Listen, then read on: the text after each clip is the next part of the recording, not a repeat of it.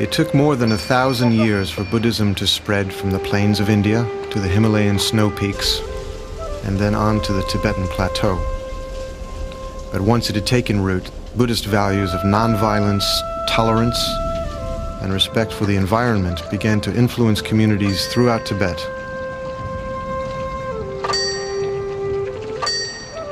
In Bhutan, high on the rock face of a mountain, there is a cave known as the Tiger's Nest.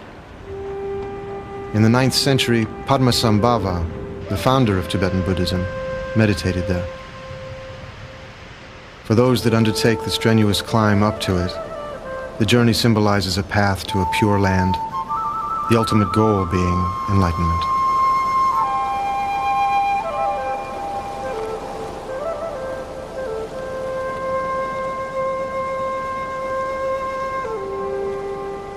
Buddhist teachings are profound ways of inner transformation.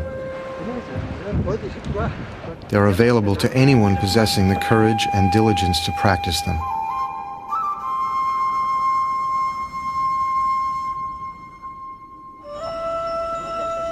At the center of this world is the Lama, or spiritual teacher, a living example of enlightenment. As a spiritual leader, he also participated in every aspect of Tibetan culture.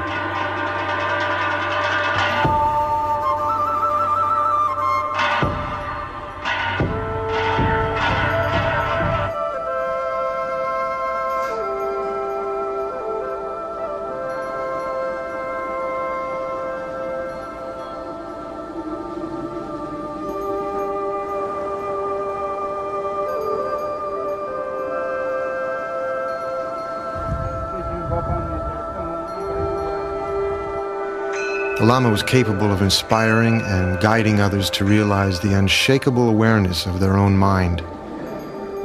One such teacher was Khyentse Rinpoche.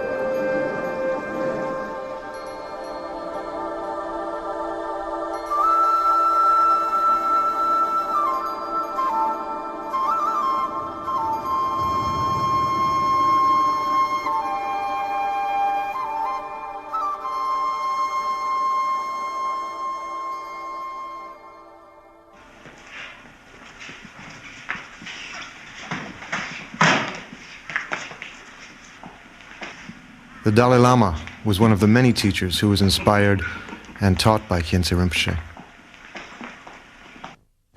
He was one of my main gurus.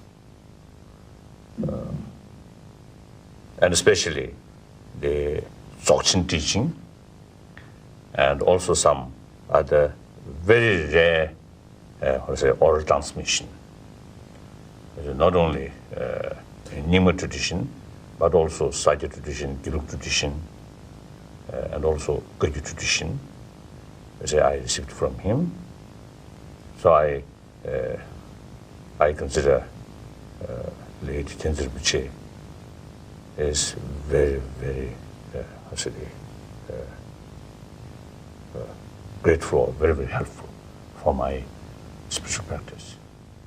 When he sits on chair or throne, very magnificent, very impressive. His body appearance very well built. And he always smiled, always smiled.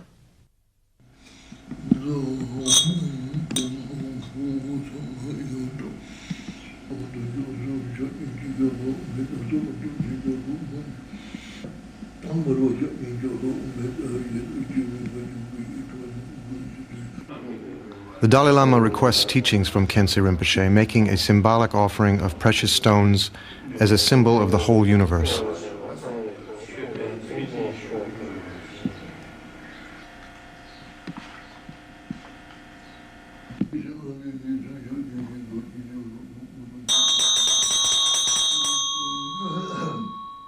Visualizations, ritual objects, and sometimes even costumes are used by the teacher to show the student a means of transforming his perception of the world and opening to his potentially enlightened state.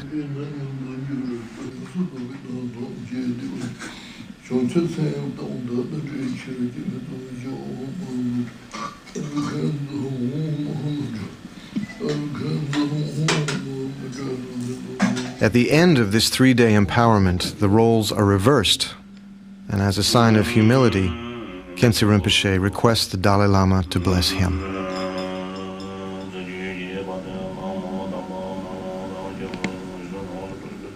As a symbol of gratitude for the Guru's teachings, the Dalai Lama offers him a ceremonial white scarf called a kata and requests him to pray for Tibet.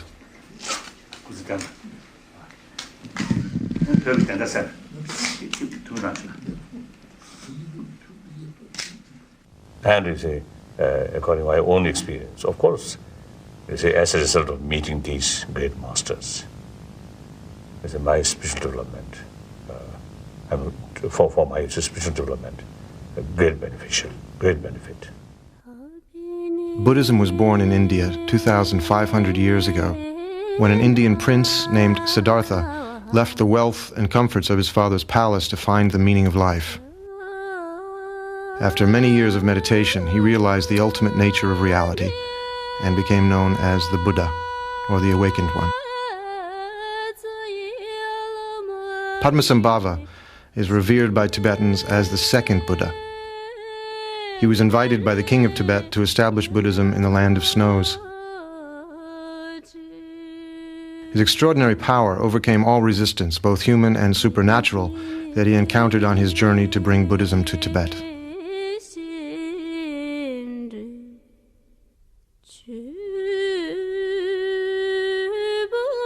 Through the power of his realization, Tibet became a unique spiritual society whose traditions have remained unbroken until the recent occupation by the Communist Chinese.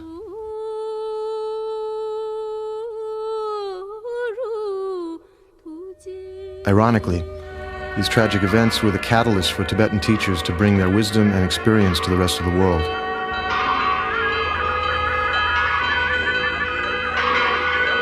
Many people who met these great masters were struck by their kindness, sense of humor, and extraordinary presence, and began to learn that Buddhism was not based on withdrawing from the world, but on embracing it with love and compassion. That lasting happiness can only come from inner peace.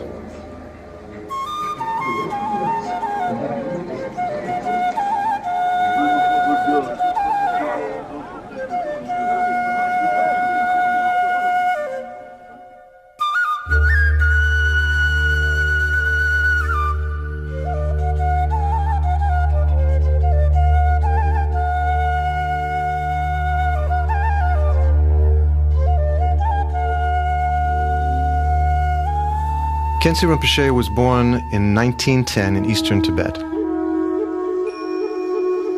At the age of 13, he felt a deep longing to pursue a spiritual life and go on a long meditative retreat. On leaving home, he wrote a letter to his parents. "Father and Mother, stay in your beautiful home. Your son longs instead for empty caves. A handbook of spirituality is all I wish to keep. Your smiling faces will be with me always. And if one day I might reach spiritual realization, I shall repay your great kindness to me." For the next 15 years, Khyentse Rinpoche meditated in many caves, often remaining snowbound for the entire winter. Of his main teacher, Seshen Gyaltsab, he said, "I was overwhelmed by the splendor of his expression when he would gaze at me and ask, 'What is the nature of mind?' I felt that he was exactly the same as the Buddha, and I began to understand how to meditate." After many years of studying with his second teacher, Khyentse Chökyi Lodro, he told him that he wished to spend the rest of his life in solitary retreat. But his teacher was adamant. "The time has come for you to give others the precious teachings you have received." His first major teaching was given to 2,000 yogis in the province of Amdo, lasting for over 6 months. From then on, until the end of his life, Khyentse Rinpoche never stopped teaching.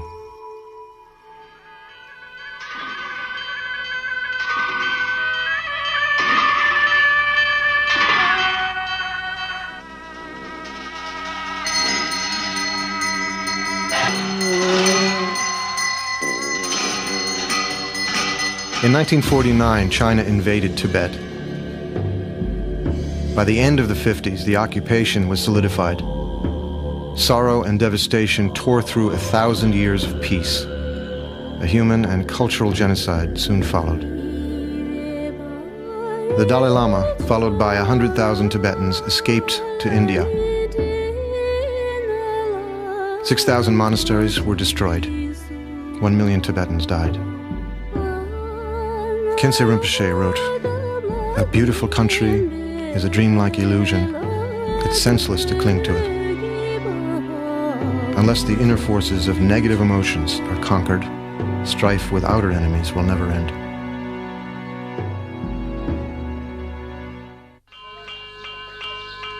Fleeing from the invasion of his country, Khyentse Rinpoche was invited to take refuge in the Kingdom of Bhutan. This mountain kingdom has remained unconquered and independent ever since Buddhism was first introduced.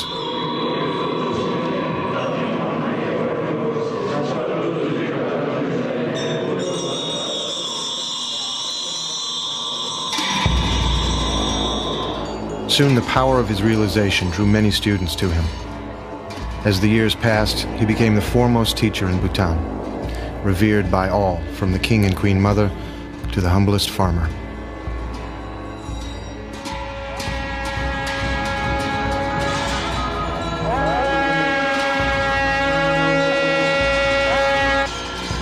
He generously gave teachings and performed ceremonies, working to preserve peace and nurture Buddhist traditions in Bhutan. Shantideva, the 7th century Buddhist master, said, "All the joy the world contains has come through wishing happiness for others. All the misery the world contains has come through wanting pleasure for oneself."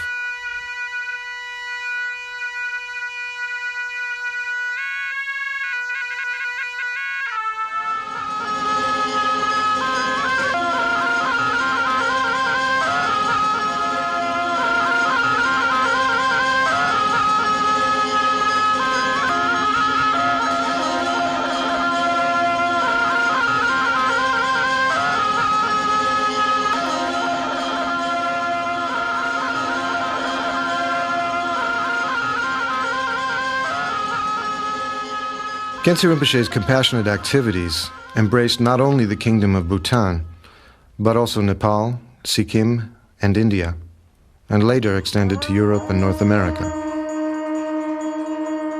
It was near the great stupa of Bodhnath in Nepal that Khyentse Rinpoche decided to build a large monastery, similar to the Sechen monastery that had been destroyed in Tibet.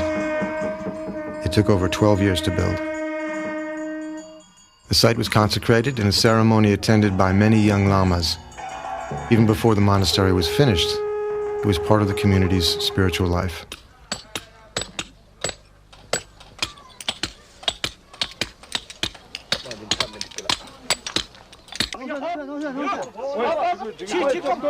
For several years, many artists and their families lived inside the half-built monastery, creating the thousands of traditional paintings, gold-covered sculptures, ceremonial masks, and costumes that are used in the daily life of a Tibetan monastery. Today, Sechen Monastery offers one of the most authentic examples of these sacred arts outside of Tibet.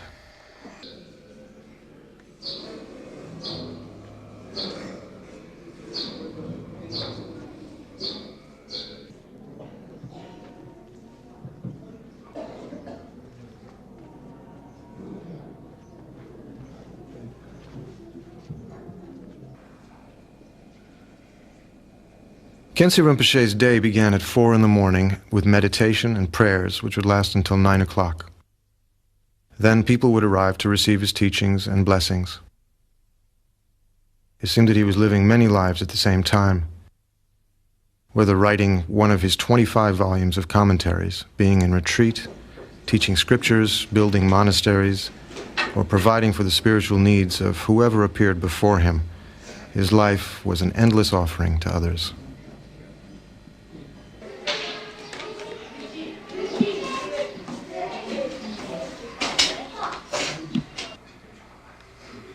Khyentse Rinpoche was always involved with the education of the young monks, often quoting to them the words of the Buddha.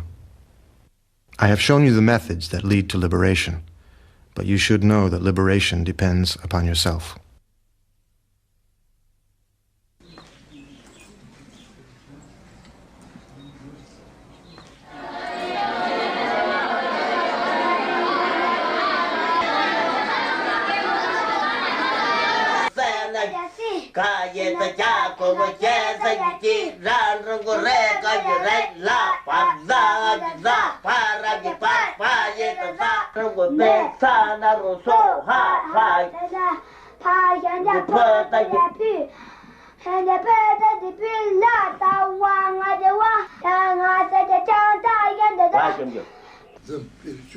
As if reading from an unseen book, Khyentse Rinpoche would teach effortlessly without pause or hesitation. He taught in every free moment of the day until late at night, responding to all requests for spiritual guidance.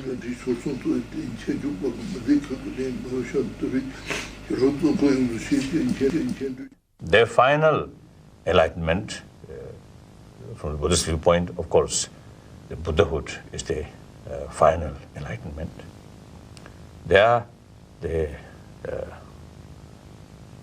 I think we can say that is the ultimate nature of consciousness or mind.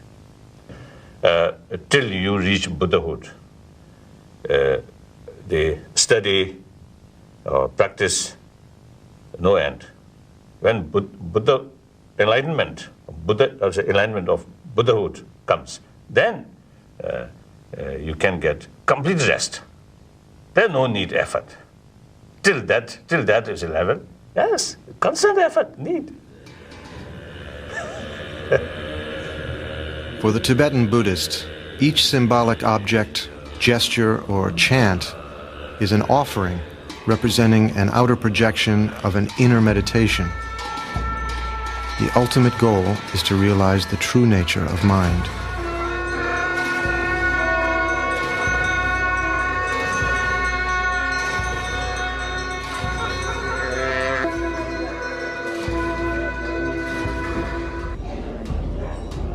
At the end of 9 days and nights of uninterrupted meditation, the participants in this ritual each hold a lamp symbolizing the light of wisdom.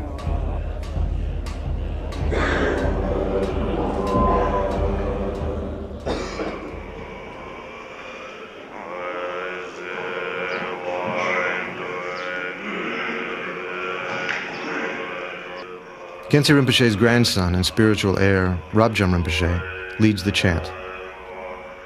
They pray to relieve the sufferings of all beings and vow to be reborn and practice together in future lives.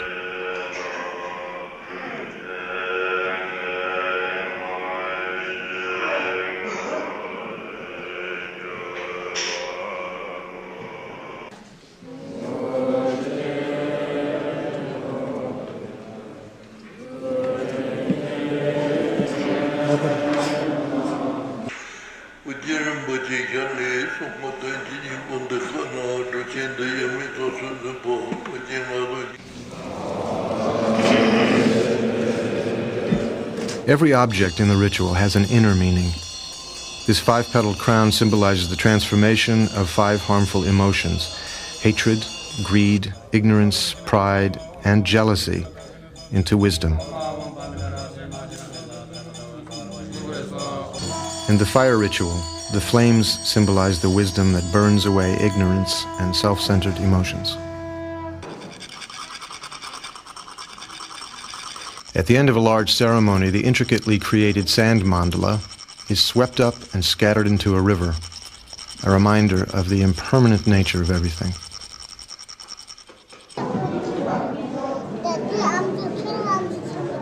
In session, the sacred dances that had been forbidden in occupied Tibet were now revived.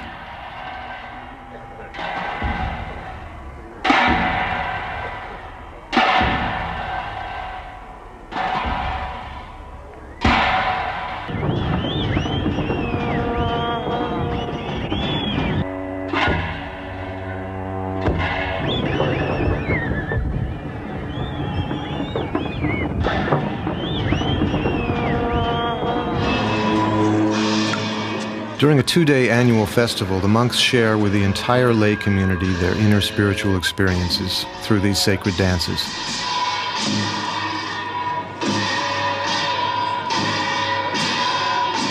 These symbolic movements are said to have the power to liberate the mind from disturbing emotions.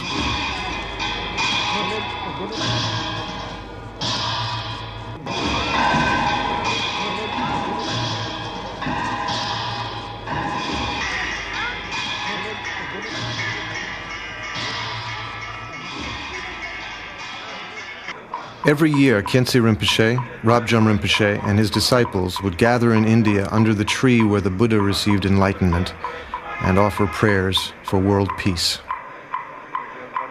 Those with compassion are kind even when angry. Those without compassion kill even as they smile.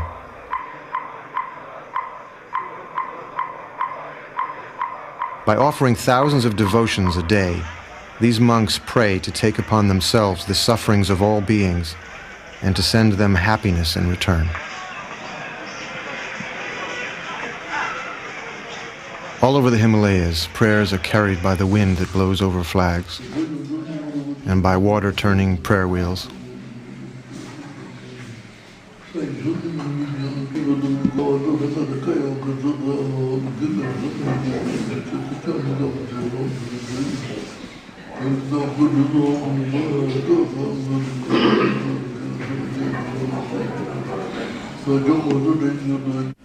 Prayers are also carved in rock.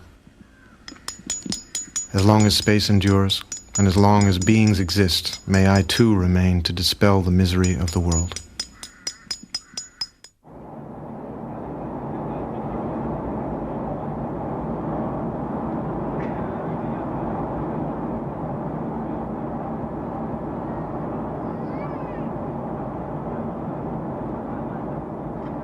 In 1985, after sealing the borders for decades, the Chinese allowed a few Tibetans to briefly visit their homeland. Among them was Khyentse Rinpoche.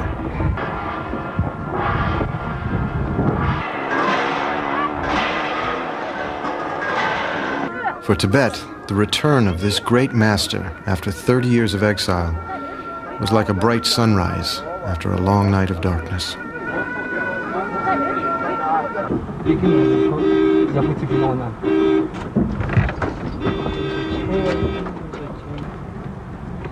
The Chinese persecution had not diminished the Tibetan people's strength of mind nor their love for their Buddhist traditions.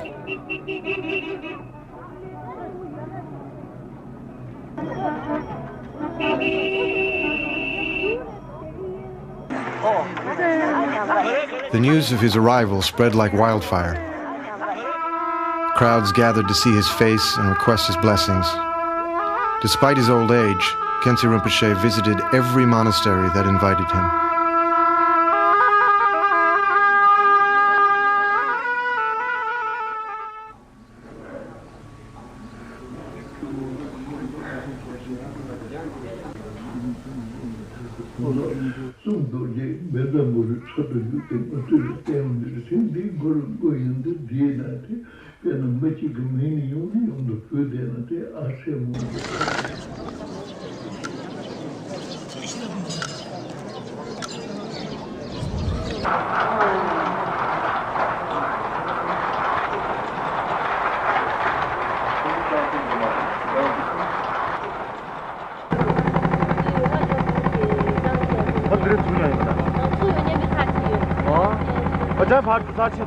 A few hours from Lhasa, he crossed the Tsangpo River to Samye, Tibet's first monastery, built in the 9th century.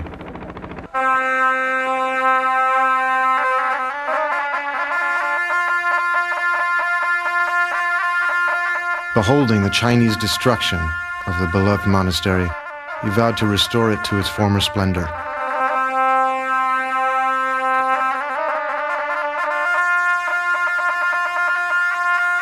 Five years later, he returned to Tibet to reconsecrate a fully restored Samye monastery.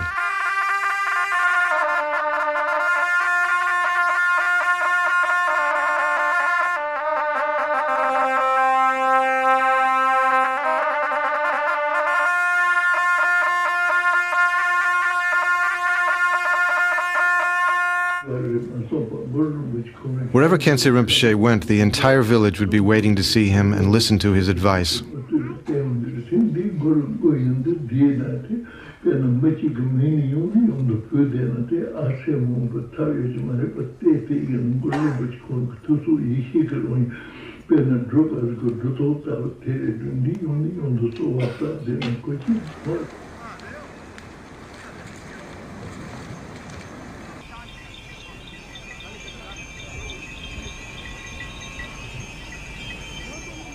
After several days on the long road to eastern Tibet, 300 horsemen, wearing white hats as a sign of welcome, rode out to escort Khyentse Rinpoche to his monastery.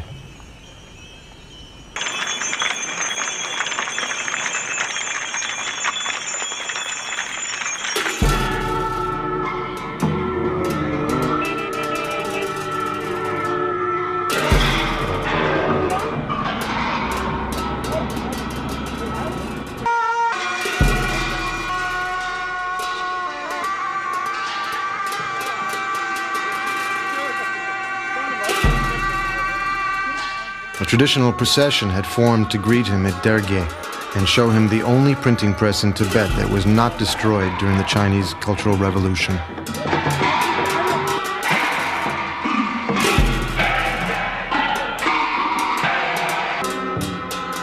Tibetans venerate books of scriptures that embody the Buddha's speech and contain the instructions through which enlightenment can be reached. The press is therefore no less sacred than a temple.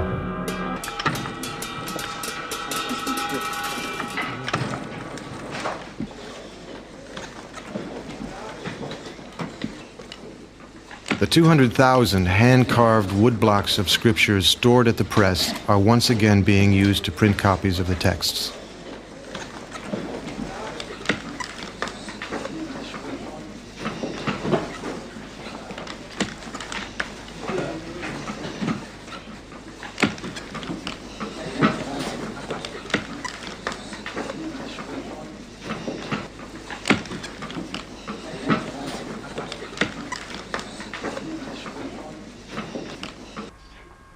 A quiet moment with an old friend who had not been able to escape the Chinese occupation.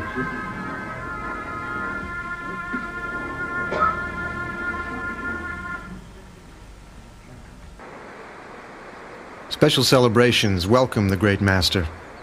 It is here at Session that Khyentse Rinpoche met his own teacher and received his first essential instructions.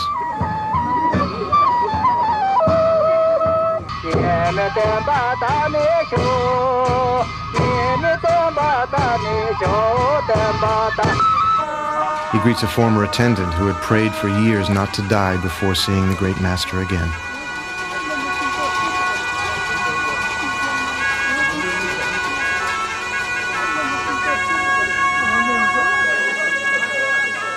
The years of horrendous suffering have not diminished the Tibetan people's capacity for joy.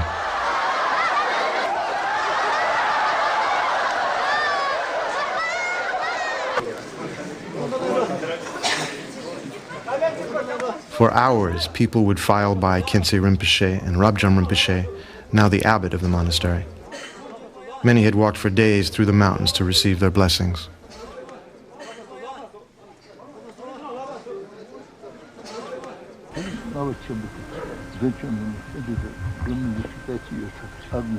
Precious relics and other sacred objects hidden from the Chinese at great risk are brought out for the first time.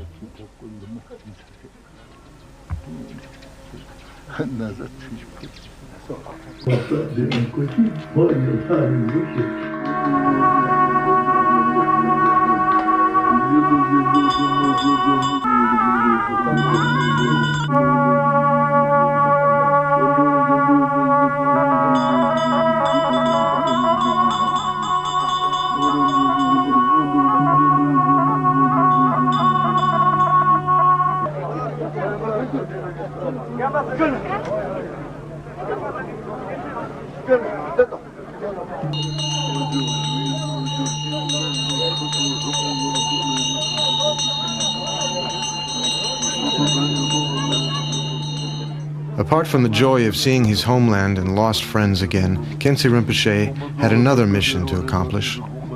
It was to give teachings and initiations to other lamas and students, all of whom had been denied their spiritual heritage for so many years.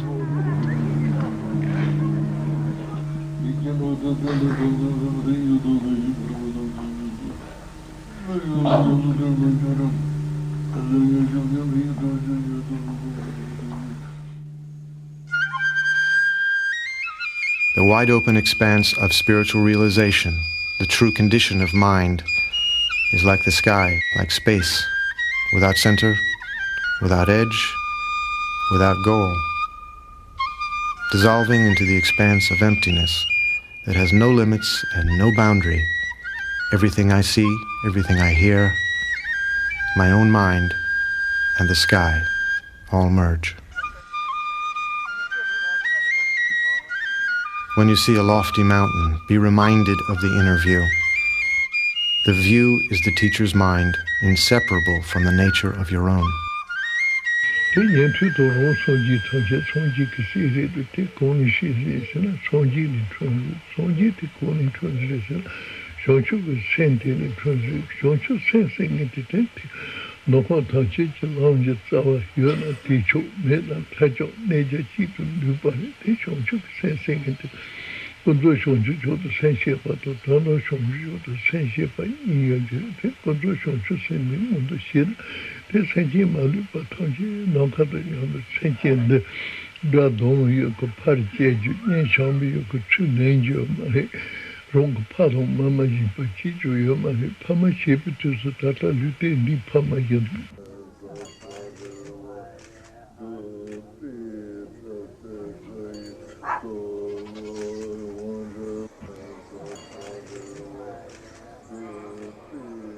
Khyentse Rinpoche had numerous visions of spiritual treasures. In one of these discoveries, he saw the mandala of the Buddha of eternal life appearing on the surface of a lake. Following this vision, he wrote a whole volume of teachings and spiritual practices.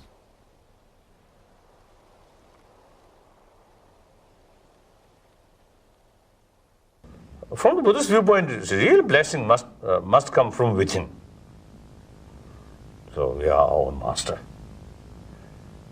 So even Buddha himself, made very clear.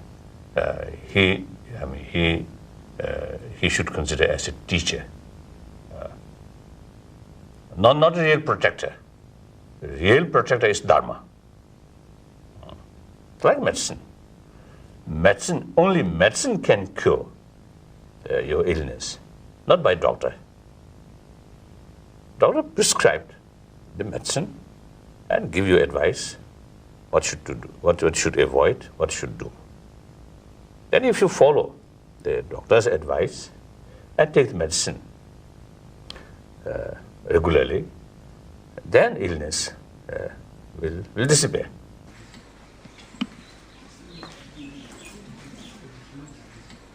At the heart of Tibetan Buddhism is the openness and confidence between student and teacher.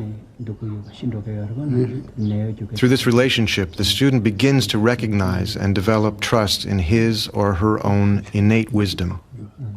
Even a few words or a gesture from Khyentse Rinpoche could open the door to a whole succession of spiritual insights.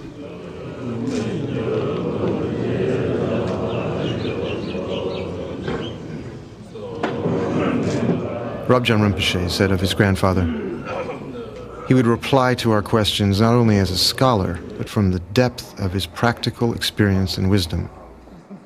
His main concern was to help others. To be in his presence was to experience a living example of what lies at the end of the spiritual path.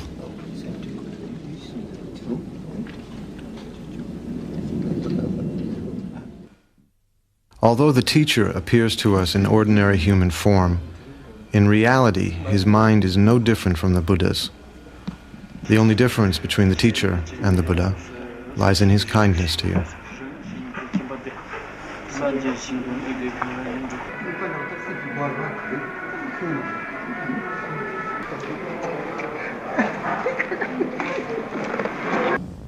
The spiritual relation is not only one lifetime, but up to Buddhahood. So irrespective of what form of life, so that spiritual relations always remain there. So the relation as a person to person, that of course mainly for one life.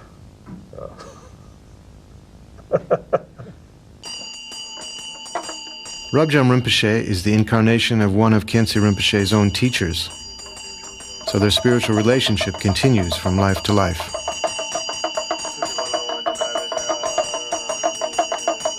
To his daughter and wife, Khyentse Rinpoche was more than a loving father and husband. His love and compassion was the same for all beings. As he wrote, "Spending your time with true spiritual friends will fill you with love for all beings and help you to see how negative attachments and hatred are. Being with such friends and following their example will naturally imbue you with their good qualities, just as all the birds flying around a golden mountain are bathed in its golden radiance."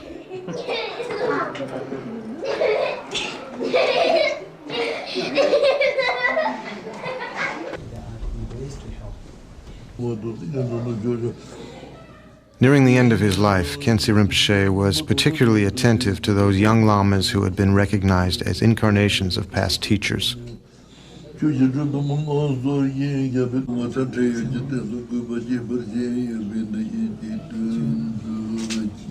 Now, each one will pass on the living lineage to yet another generation, like a flame spreading from one candle to many others.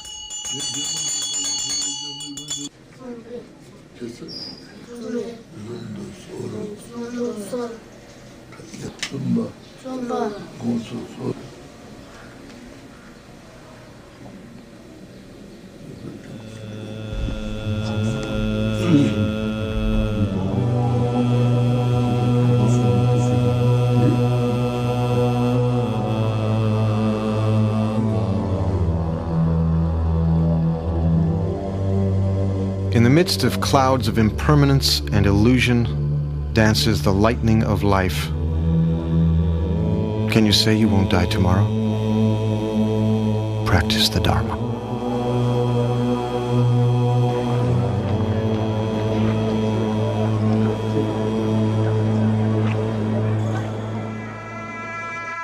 After a short illness, Khyentse Rinpoche died in Bhutan in 1991. 60,000 people, nearly 1/10 of the population of the whole country, gathered together for his cremation.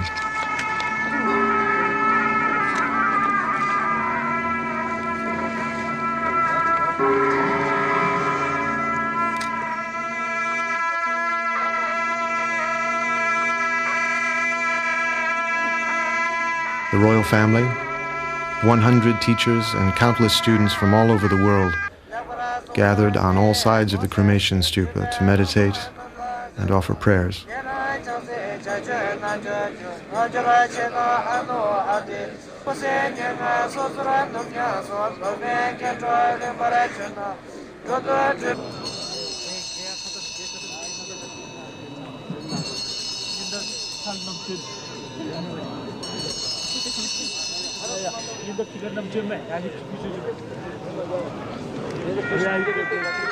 While his physical body dissolves into the flames, his wisdom, inspiration, and very presence lives on in the hearts of all who met him.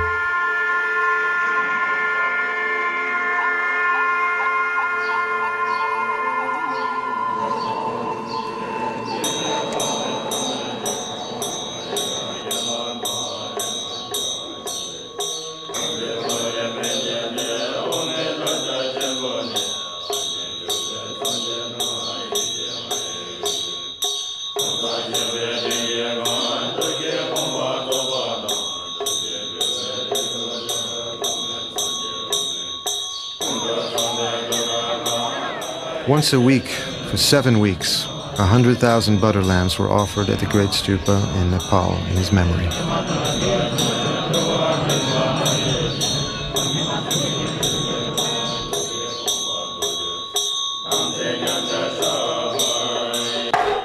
Khyentse Rinpoche and also my late other teachers, the physical as a human form no longer there, We may find their reincarnation somewhere, but you see, to me, more important thing is their spiritual energy.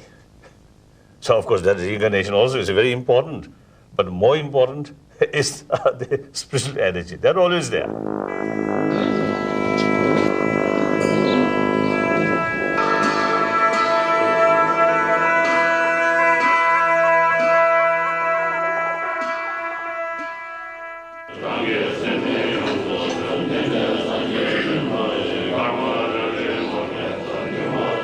Khyentse Rinpoche's close friend and disciple, Trulshik Rinpoche, answered the prayers of the Dalai Lama and other teachers that an incarnation might swiftly appear by having dreams and visions clearly indicating where the young boy was to be found.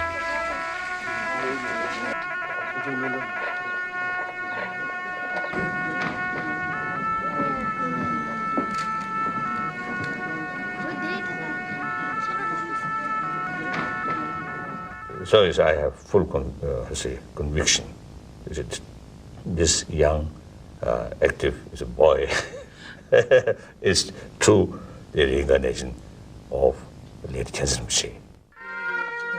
Reincarnation for spiritual masters is due to taking a vow to have continuous rebirth to help others on their journey to enlightenment. As the reincarnation of Khyentse Rinpoche, young Yangtze is to continue his sacred path. In the hills of eastern Nepal, in a sacred cave, Trulshik Rinpoche performed a ceremony for the young Khyentse Rinpoche's long life and for his future activities in the benefit of others.